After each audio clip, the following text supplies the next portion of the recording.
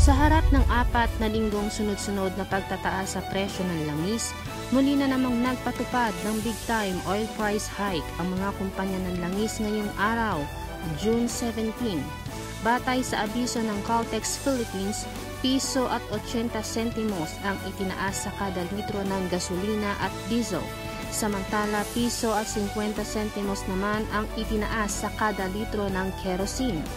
Ganito rin ang taas presyo na ipinatupad ng Petron, Shell at iba pang kumpanya ng langis sa bansa.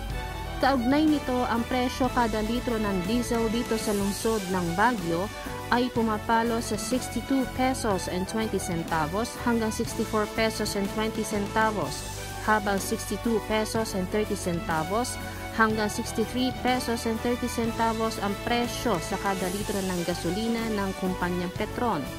Sa Caltex naman ay pumapalo sa 63 pesos and 80 centavos hanggang 65 pesos and 80 centavos ang kada litro ng kanilang diesel, habang 64 pesos and 41 centavos hanggang 66 pesos and 90 centavos ang kada litro ng kanilang gasolina. Samantala, sa mga maliliit naman na gasoline station sa lungsod, pumapalo sa 57 pesos and 90 centavos ang kada litro ng diesel, habang nasa 57 pesos hanggang 58 pesos ang kada litro ng gasolina.